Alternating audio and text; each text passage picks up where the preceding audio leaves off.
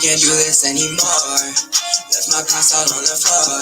I've been trying to keep it moving, now we going north. Going up 2, 3, up 2, 3. Got this joy inside of me because I can't do this anymore.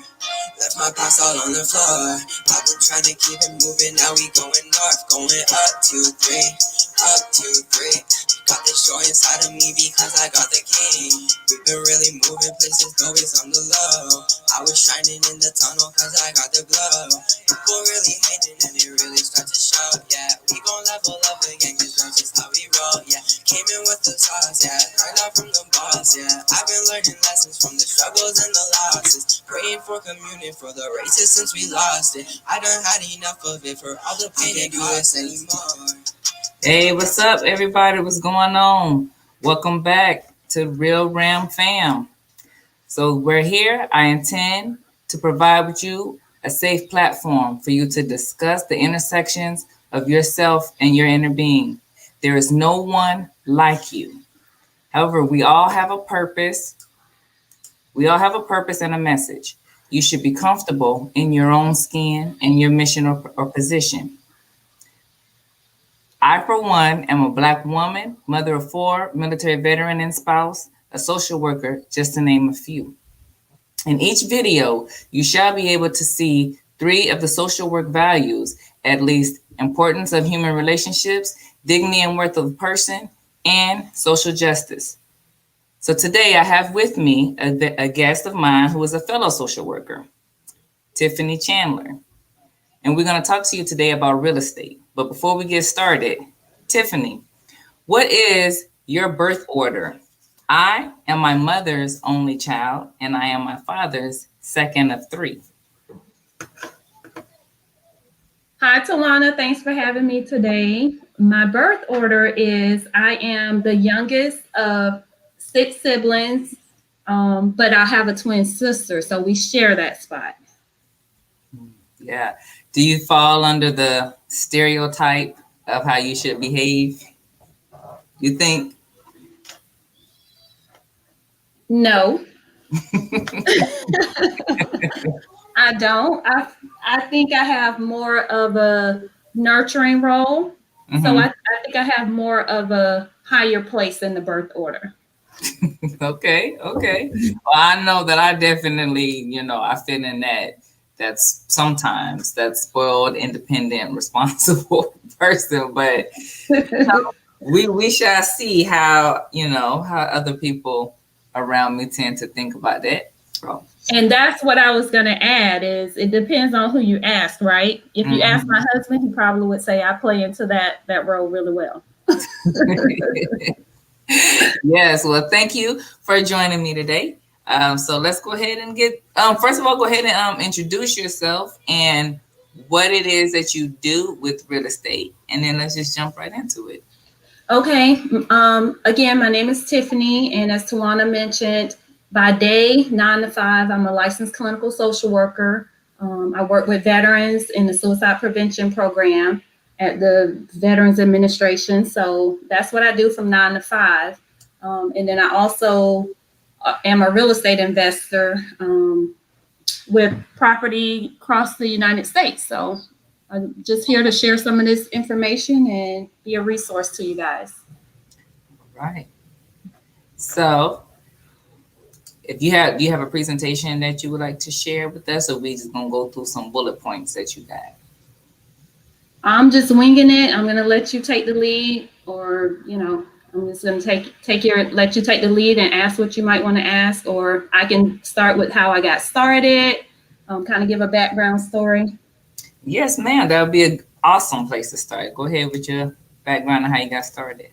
Okay, so as one other characteristic that Tawana and I share is military spouses. My husband is retired from the Air Force, and our experience into real estate actually kind of started by accident. It wasn't something that we had planned to do, but as military members, we received orders and found ourselves in a position where at the time the market was such that if we would have sold our house, we would have lost money. So leaving that house and using it as a rental was the best option for us. So we just kind of fell into real estate investing at that point. We found ourselves being landlords. So we were moving cross country from the state of Florida to California, and not knowing anything about real estate or being landlords, we listed that property with the property management company, and that property was a rental for us for 7 years. So we decided at that point, within that 7-year period, we started to do some research, started to connect with people, and we made that decision that we wanted to kind of grow our real estate portfolio, and use that as a supplement to our retirement plans, another income stream, if you would. And so we decided to sell that property, and took the proceeds from that property and kind of snowballed it into the next property. We were able to buy a property for cash with the proceeds we made off of that rental that we sold. And then it just kind of snowballed from there.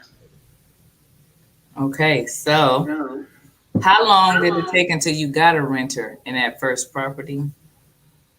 The one that we left when we got military orders, that very first property? Yeah, that very first one. The funny thing is we had it listed with a property management company maybe for, I would say probably we had listed it for maybe 3 weeks. And we were at the house. I was at the house. My husband and the kids had come to California so, they can get in school, get his job, he could get started with work. I stayed behind to wait for the movers to come to pack the house. And as I was there getting the house clean and ready and all that good stuff, a lady drove by. She saw the sign in the yard and she just walked up and asked, hey, I'm interested in renting this house. What do I do? So I connected her with the real estate agent who was showing the property and all that stuff. So it maybe took 3 to 4 weeks to get a tenant in there. It just really worked out for us with that property. That's crazy. That's good for y'all. And how long? So the next question is irrelevant. So for us though, when we left North Carolina, I mean, it took like a year. That house sat for a year. And the fact that we was, right there with all the military community, people moving in and out all the time, that house sat for a year. And then, of course, what that leads to? That leads to a lot of improvements and all this stuff that we had to do. So my next question was going to be, when did you start making money? So, because for us, we didn't start making any money anytime soon because we're still paying the mortgage and don't have a renter. No, I understand. It doesn't. I'm sorry. Say that part again. I was just saying for like a year and a half, we didn't have anybody in that house. So, one of the things that, and I'm surprised, and the market dictates a lot of that, right? Yeah. And that house was in a military community that the house that I'm speaking of, it was in a military community. It wasn't highly military community because the base was maybe a 30-minute drive, but a lot of military members happen to live in that area. But when you ask the question about when did we start making money, that's a great question because it really doesn't matter about when that tenant moves in, because just because a tenant is in there and paying the rent, you have to look at your expenses. Yeah. So does the rent cover your mortgage? If it's a property that you still have a mortgage on, and at the time we had a mortgage on that property, but anyone who knows us knows that we are the type of people that we like to pay down our debt. So we had already started working towards paying off that house within a 5-year time period. We wanted to be financially free of a mortgage on that house. So we had paid down a significant amount of that mortgage. And so the income that we received from the rent well exceeded what the mortgage was. And we were able to continue to pay down that debt. So for us, it did work out in our favor where we were able to actually start making money immediately. Of course, there were some things that needed to be done to get the tenant in there, but the first month's rent, was able to kind of cover those expenses, like, cleaning the carpet or painting the whole house, because the property management wanted to turn it around and get it, nice and ready for someone else to rent. They always want to put a fresh paint of coat and things like that. So it was pretty immediate for us, but that's because we had strategically kind of put ourselves in a position that the mortgage was less, significantly less than what the rent was for that area. Yeah. So how long had it been before you guys decided to sell the house? Okay, so we kept that property as a rental for 7 years. Okay. 7 years. So we held on to it for 7 years. And during that time, I was researching, I was connecting, I was reading podcasts, listening to podcasts, reading blogs about real estate investing. And we decided that, it was time. We had the money in that property that we could, if we sell that property, we could then use that money and grow our portfolio. So at that point, we decided to start looking at other properties that we could invest in that would get us a better return on our investment. And we located a property in Florida, and we were able to, so we decided we wanted to go ahead and sell the rental that we had and pull that money, and we were able to roll that into a cash offer for the next property. Okay. Dog. I forgot what you just said. Okay, well, I wrote down also mentioning that you guys had a plan of paying down the debt on your mortgage. For the people who may not know what all that entails and what that means, can you explain what that is? So what I mean by that is that we, instead of just paying, the minimum payment every month, we doubled up on the payments. We tripled up on the payments. Anytime we receive a surplus of money, if my husband got a promotion, if we received back when we used to receive tax refunds, we would take that money and we would apply it to that mortgage. We would put aside some maybe for our vacation for that year, but then the rest of that money went towards that mortgage. So anytime we had any extra income, we would pay down that mortgage with that money. In addition to just sending an extra payment whenever, we would just double up on the payment, triple up, whatever. We just tried to make as many payments and towards the principal on that mortgage as we could. Good word to say, principal. What exactly is that? What does that mean? Because I've done a previous video on on life insurance and financial planning. So, principal, what exactly is that? So when you're talking about the principal, and I'm in no way, shape, or form like the expert on, terminology and things like that, but I can give you a general idea of what it means. And when I say it, I'm referring to the balance that was owed. So let's just use for an example, if $100,000 was owed on that property, but you have a mortgage on it, you're also paying an interest rate. So let's just say a 3% interest rate. So when you make that monthly payment, a portion of that payment is going towards the interest, which reduces the amount of money that is paying down the principal, that balance that is owed. So that $100,000, if you make a monthly payment of $500, you may only be putting $300 towards the principal, and the other $200 is going towards the interest. So you are not really paying that off. But when you take extra money and apply it directly towards the principal, you're therefore reducing the amount owed on that mortgage and decreasing the amount of interest that you're giving the mortgage company. So that money is going to come back to you. You reduce that amount of money you're paying to the mortgage company, and you reduce the amount of time that you have to pay off that loan. Yes. And that's good for you as the owner of the home. So you mentioned the first month's rent as the owner of the home. So for those who are out there watching, what exactly do homeowners do with the first month's rent and the security deposit? Because the renter is always trying to get that money back. Yes, they are. And there are laws that protect that security deposit. So, but to talk about that first month's rent. So a lot of times you might find yourself, like I said, we left the property. It was a brand new home when we bought it. So the house was only 3.5 years old. So it wasn't a lot of wear and tear in the house. But they still want to paint, do a whole new paint, because we had some, the kids' rooms might have been painted one color, but they want to do a uniform process of painting the house one color to make it rent ready. So you have that expense, because the property management is not going to do that for you. They're not coming out of their pocket to do it. So that money gets pulled from the first month rent.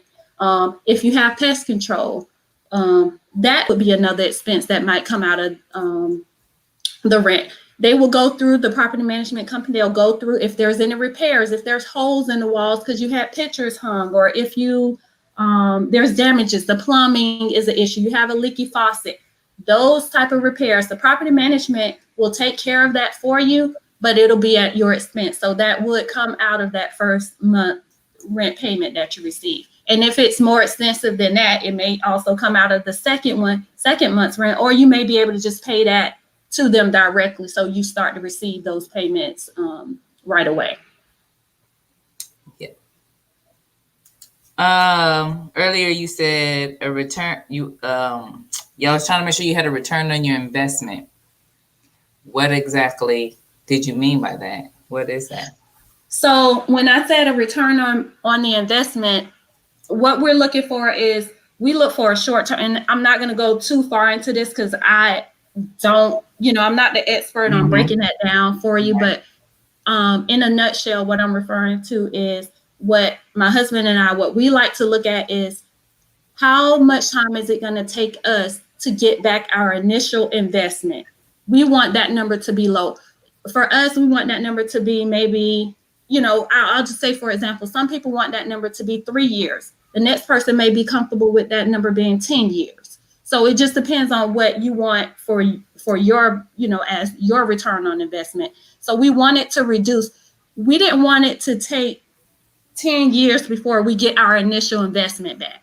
We want to shorten that number. I want to see my money back in my account in a shorter time period, so I can actually start to see that I'm making some money off of this investment. So it's how long it takes for you to receive that investment, that money back to you. Pest control.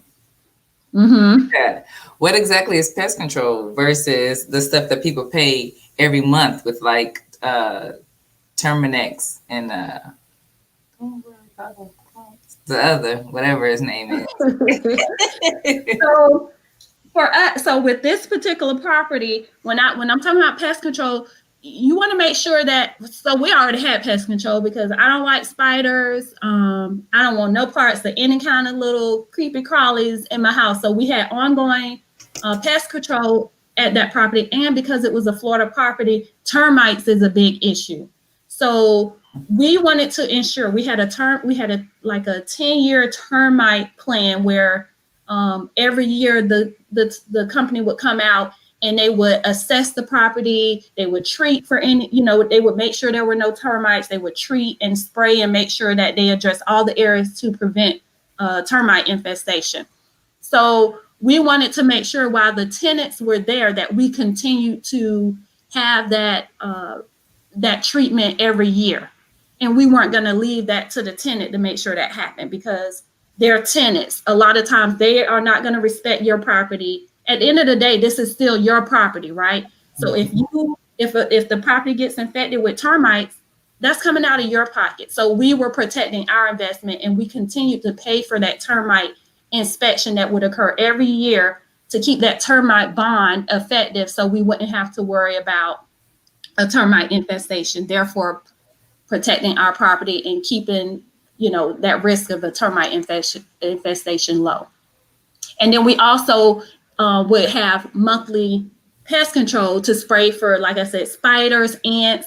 In Florida, you just never know what you're going to get. So we wanted to make sure that would happen. And then we just coordinated with the with the pest control company. We gave them the tenants' information so they could schedule monthly, and go out. And let me tell you how, because like I said, we were in California. The property was in Florida.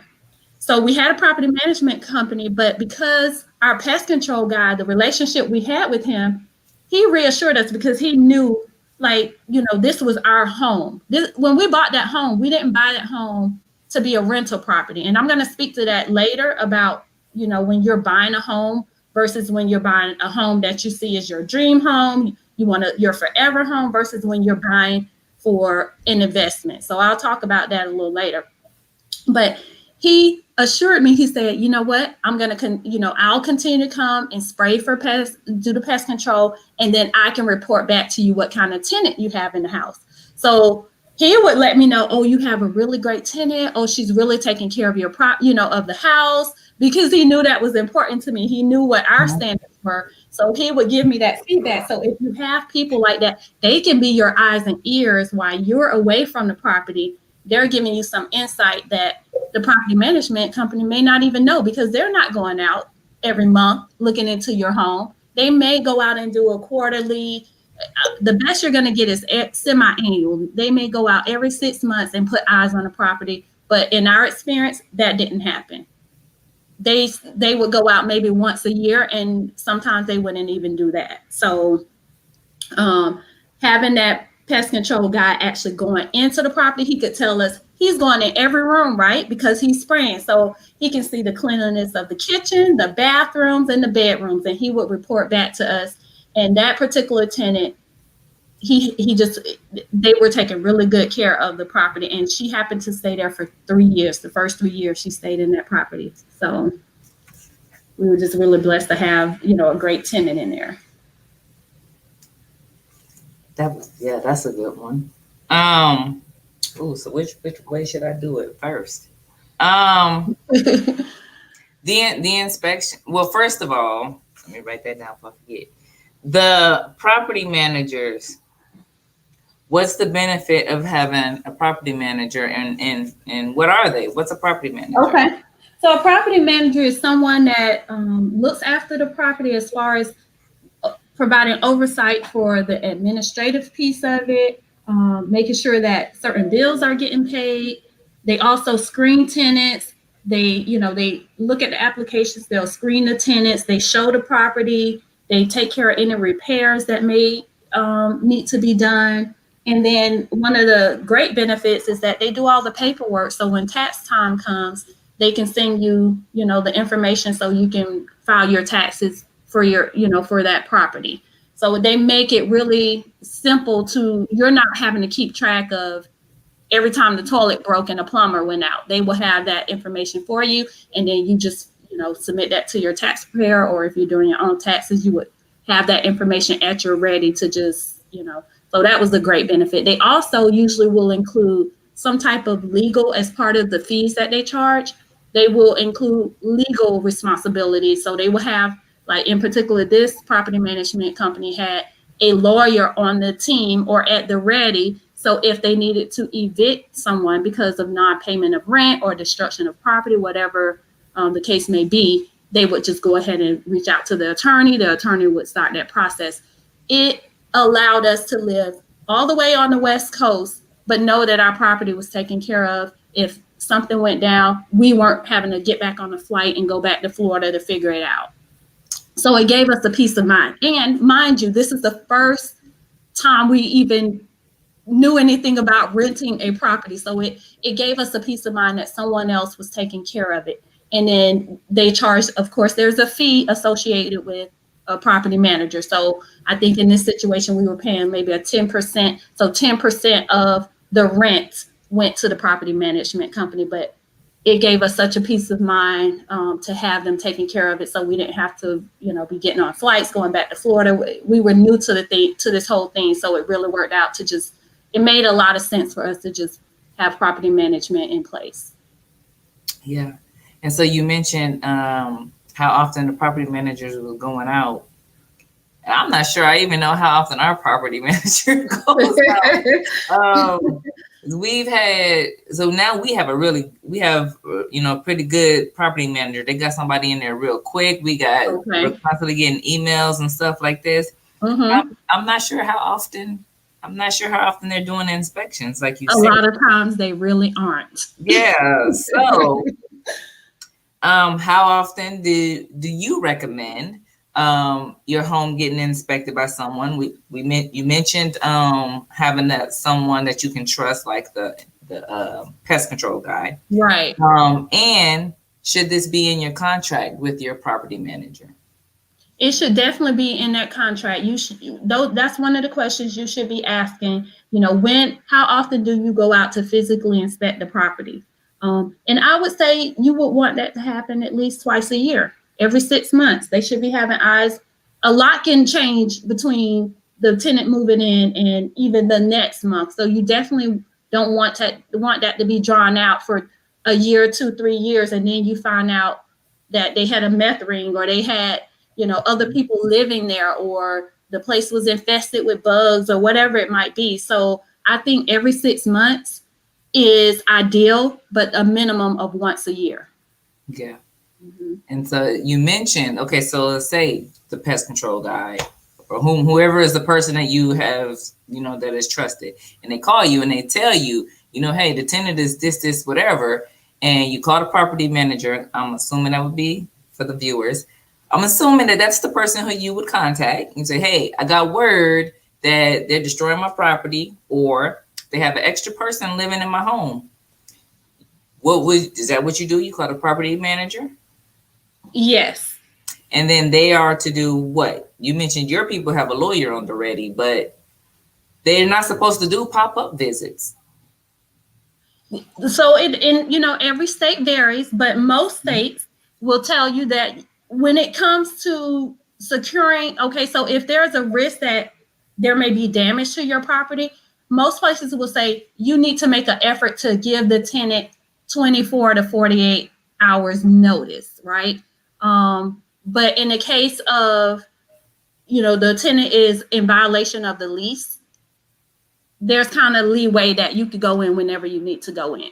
You want to try to notify the tenant that you will be there. But if, for example, if you get a call and the tenant says, oh, a person, or the neighbor calls and says, there's water running out of your property over here, I'm not going to wait till I get the tenant on the phone and say, hey, I need to enter the property to go handle this. So there's not really things set in stone to say that, but in general, you need to give them 24 to 48 hours notice to enter the property, but that's not set in stone, and there's reasons that you don't have to follow that guideline.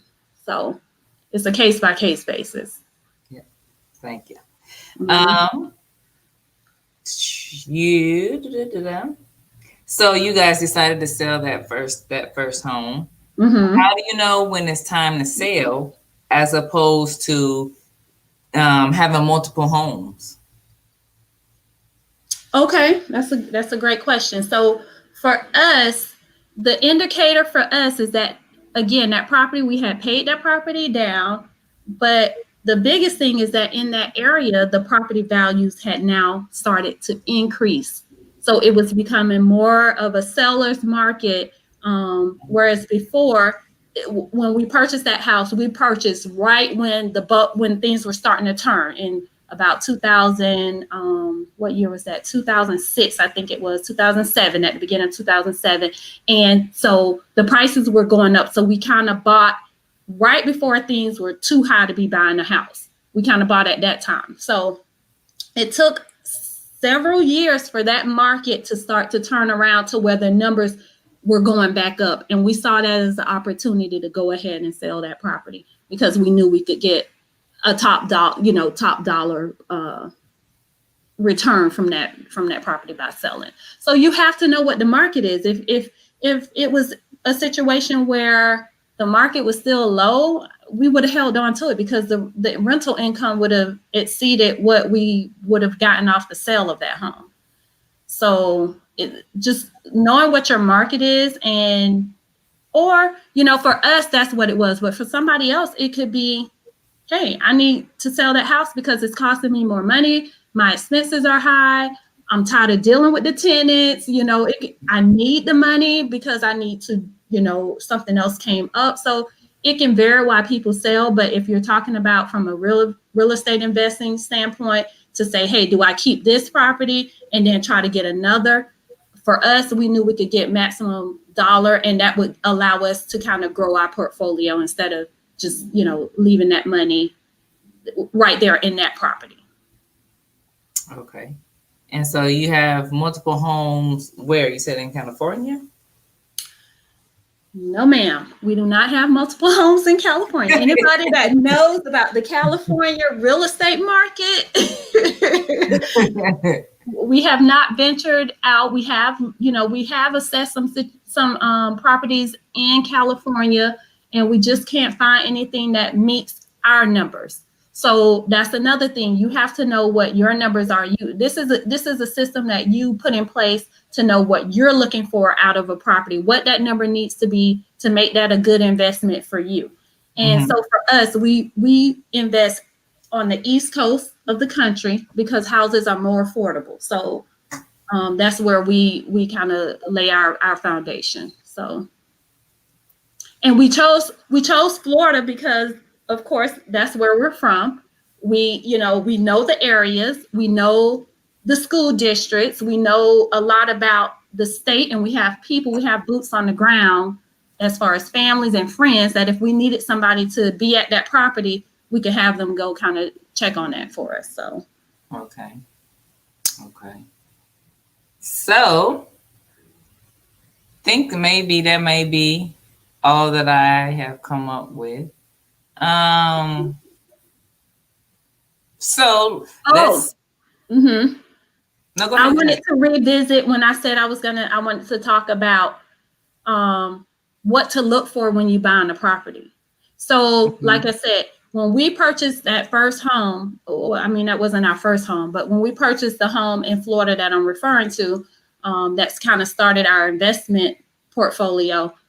We bought that home as our family home. We had 2 young children. We wanted to be in a community that was safe and things like that. So we didn't go into that property as an investment or that we would then turn around and flip. So I really want to speak to our military members because we all know that we have access to that, to a VA home loan. So that property was mortgaged with the backing of a VA home loan. But because it was our primary home, you can use that as on your primary home. But then when we got orders to relocate, that mortgage still continued to be a VA loan until you now use that for your next property.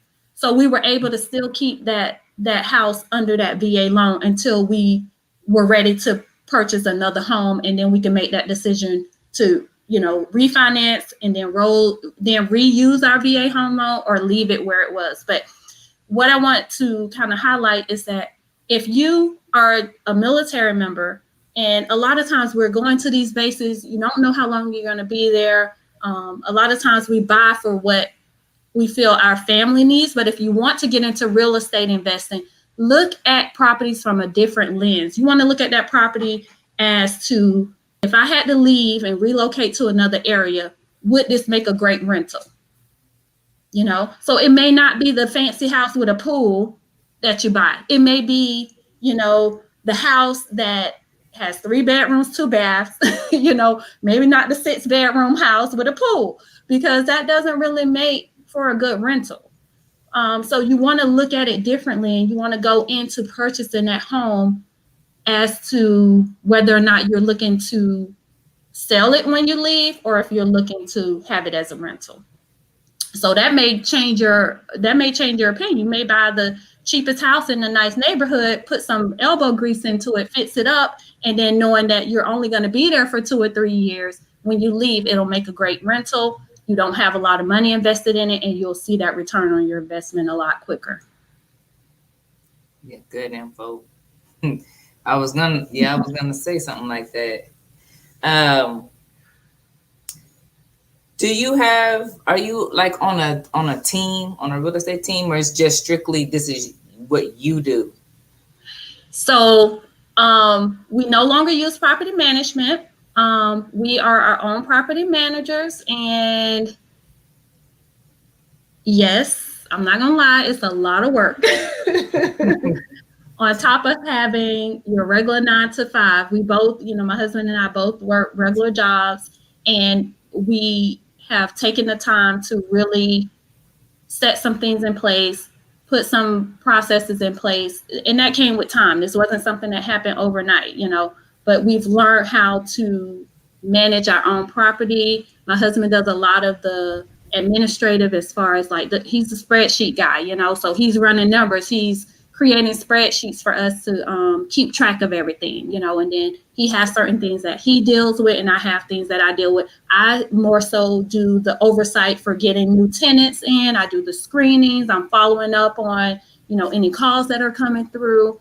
And then he is managing any maintenance issues. He's coordinating those type of things with our handyman and things like that. So together we make it work. But in the beginning, it was really challenging. And we're just looking forward to, you know, learning more tools to help our business kind of become more streamlined. And at the same time, with the looking forward to opportunities to continue to grow our business. So. And so what exactly do you all do? Do you all help people find and get into homes, or do you help manage homes? Like what do you all do? So right now we only offer the service to our tenants. We're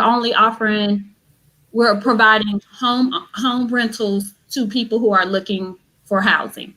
Part of my short-term versus long-term goal is to, one of the things that I want to do is be a mentor to other people and provide a service to, let's say, for example, if you yourself, you're not sure how to start, you don't know, you want to invest in real estate, you don't know where to start, you don't have the time to do it, you don't know how to manage a property, you don't know how to look for a property manager, I can be of assistance to you. I can offer that service. I see myself offering even, you know, once COVID, I was already, you know, planning to kind of roll this out, but with COVID, you can't travel as much, but I'm even willing to go out and assess the property. I'm willing to do the legwork for you. I'm willing to do all that for you and kind of provide that service. But of course, with COVID and, you know, I'm kind of working on how I want that to look and how I can structure that. But that's what, you know, I see myself, how I see the business kind of moving forward is offering this service and to other people to help them see that, hey, you too can have a rental property. And I can provide some guidance. I can provide services to you that will help make that easier for you so that you can now add to your rental portfolio with the support of someone who has kind of, you know, done this for the last couple of years. So our property, when we sold that property in Florida, and then we bought another single family house, and we've now even purchased a multifamily unit. So we kind of have some experience with not just single family homes. We have experience with multifamily properties as well. So. Okay. So this might be going backwards. Okay. But maybe someone later may want to know to this question. So, you know, a person, they bought their house. This is their house, this is their property. And they move away. And so now they want to help another family member. Should they simply let the person move in? Should this be a verbal contract or whatever? Or should they go through the property managers that we talked about? So they should definitely not do a verbal contract. So we can cross that one off, take that off the table immediately. That is not an option. And then the next thing they could do is go through property management. If they don't feel like they can manage it themselves, let the property manager handle it. Refer your cousin, your sister, your brother, your auntie, whoever, to property management. Let them undergo the screening process. Let them do the application fee. And that way it takes the pressure off of you to have to say yes or no to your family member. This is strictly business, because you, at the end of the day, you have a goal to have this income coming in, whether you have a mortgage to pay or not. And mixing family and business sometimes can be a disaster. Let's just say that. So I would always encourage you to either go through property management and allow them to do it, or if you're willing to allow them to move in and you're going to manage it yourself, that you still put them under the lease and follow the same guidelines that you would if it wasn't your family member. Yeah. you want to make everything legal. You want to make sure that everything is by the books. Anybody that knows me is I could be one of those people that I like to follow. I like for things to be in place. I like structure. I like to follow the rules. And I like to know what's expected of me. And I want you to know what's expected of you as well. That way we don't have, yeah. So that's how I operate and that's how we run our business. And I would encourage anyone else to do the same. Yeah, that's me too. I don't like that. I can't remember if it's high context or low context, but like I need this to be clear. Right. It can't be based off a relationship first. Like no. At all. What do you think about those who may be seeking primarily renters who are military because they roll in and out? Or that's what their mindset. Their mindset is because they roll in and out.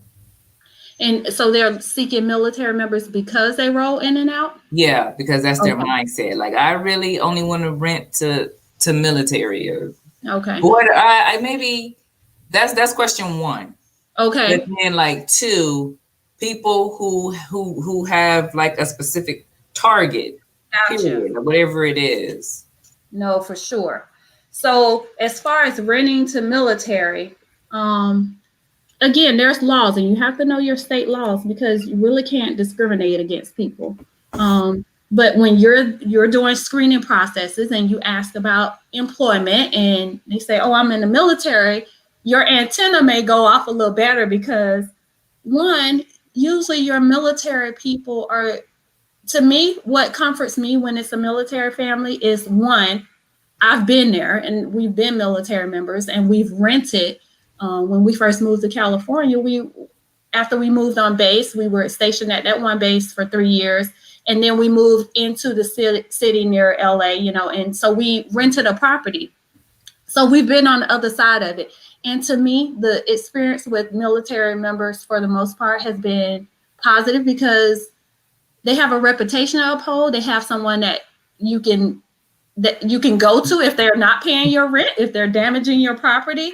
And it's a way for us to give back to the military community. Now that we're retired, we want to support those communities and those military members. And some landlords will discriminate against military members because they know they're not going to be there, but maybe for a year or maybe for 2 years or 3 years. They don't want to deal with it. They want somebody who will be there long term.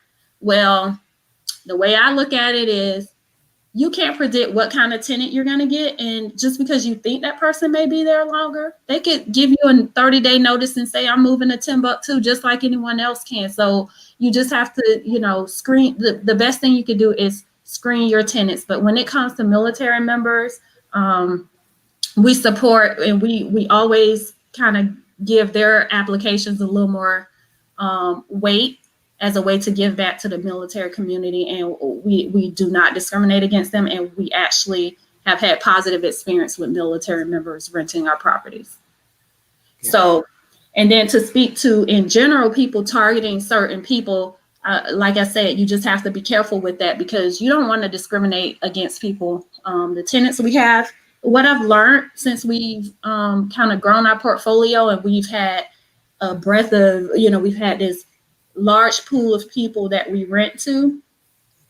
No one type of person is the ideal tenant. You never know what you're going to get. You could have two people on the lease that have full-time jobs, and look, with COVID, they could both lose their. So you think that's a strong candidate because they have full-time jobs, they've been on these jobs at least a year or more, and you figure, oh, income will be secure, but things happen. So you never can really just predict what's going to happen, but you just have to do the best you can in screening tenants to make sure that you're getting someone that should generally be able to take care of your property and pay the rent on time. And, and if that doesn't happen, then you need to know what your responsibility is to, follow up with them and maybe consult an attorney so you can handle that business, because the lease is like the Bible.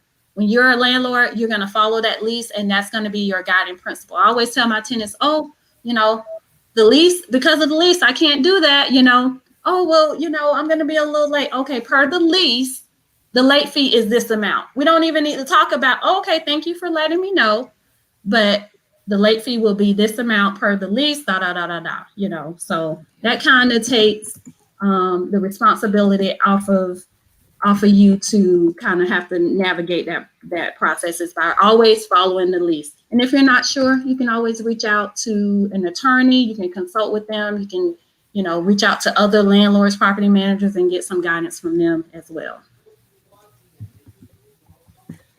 Sorry, I hear children fussing. Okay. Have you found an area, or, you know, doing your research and stuff, an area that seems to be the best for renting and the best for buying? I mean, that varies because we're talking about a whole country. Things could be so different even around the corner, 2 miles up the road, you know. It may be more of it's better to rent in this area, or it may be it's better to purchase in this area. So a lot of that kind of goes with the market, and that's so different. It varies from place to place.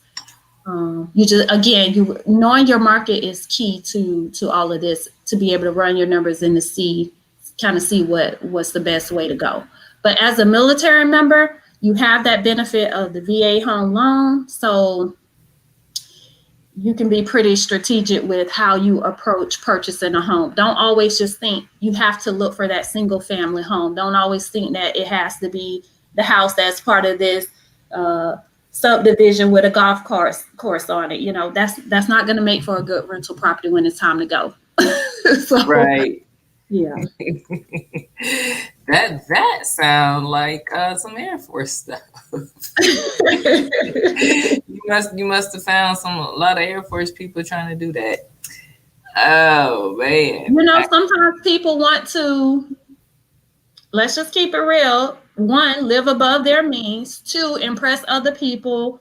But when you're talking about an investment, investments aren't looking at that. You're not trying to keep up with the Joneses. You're looking at it from a different point of view, right? So you're being more strategic in how you choose that housing. I don't necessarily need to be in those areas if I know I'm going to be leaving this property and I need to get tenants. Because guess what? Tenants are not going to take care the wear and tear that they will put on your property, even within a year's time. You don't want to buy this glorious home with hardwood floors to then turn around and rent it to tenants, because if you spill, you know, your morning coffee on the hardwood floors, you're wiping it up immediately. You do not want those floors to buckle. Your tenant may take a couple of days to get to it, you know, and now you have to replace all your flooring because it has now buckled. So maybe you want to find a property that has tile flooring because it's more durable to having tenants, and the wear and tear and the overturn, you know, when the turnover rates with people moving in and out, you want something more durable. So you just have to look at it from a different perspective. Yeah, that's good info. Yeah. Yeah, definitely. They will let it, especially if they got pets and it's no children, good. Pets, you know. It's a rental, so you have to look at it kind of in a different light than what you are looking for when you're looking for your dream home, or, you know. So So what kind of stuff do landlords typically supply? Like, you know, stoves, refrigerators, and that kind of stuff. Generally, my experience has been, and we've rented properties in 3 different states, and for the most part, you will be supplying the refrigerator. Now, in California, there's some counties the landlord doesn't provide a refrigerator. You know, tenant brings their own refrigerator. But for where we invest, we provide a refrigerator, the stove, washing and dryers, things like that. Those are luxury items. You don't have to provide those. You know, you may have a wash and dryer hookup, but then the tenant is responsible for that. Now, a lot of our units have a washer and dryer, but we put it in our lease that the tenant is responsible for. Those are provided as a, an amenity, and that any repairs would be their responsibility, because we're not going to continue to put money into things like that, that may become broken or need repairs, because you'll lose a lot of your money if you're sending someone out because the dryer won't get hot. Like, come on. Like, that's not a necessity. So your lease is really going to guide how you handle different things. So, and then in our single family homes, the tenants, they cover all the utilities. We don't cover any utilities for them. The only thing we will provide is the initial pest control, and then we have them be responsible for any maintenance of the pest control. And then in multifamily units, because the water is the units, most of the units all the units we have, we provide the water. So we pay for water. So water is included as a utility, because there's only 1 meter for the whole building. Okay. So, but other than that, they pay for all the other utilities. Cool. I don't think, I don't have anything else. Okay. I don't have anything else. You got any last seconds, anything you want to say? I just want to encourage people, if they are interested in learning more about becoming a real estate investor, whether that means they want to manage their own property, they want some guidance with looking for a property. Again, I've looked at properties all over the country. I have some insight on areas that, may lean more towards, buying a property. I can give that insight. I can provide that support. So if they have questions, they can feel free to reach out. They can put some questions down below. I'll come into, the chat box and things like that, into the comments, and I can answer questions that way, or they can reach me at my email. Okay. So before we go, I have a new question to ask at the end. Okay. We always got these breakfast wars. You and I, Midwest versus the South. So what we having at breakfast? Waffles or pancakes? I'm a pancake girl. Oh, okay. How about you? It's pancakes. It's pancakes all the way. It's pancakes. Yeah. For sure. Well, thank you, Tiffany. This camera's killing me. Thanks, Tiffany, for joining me today.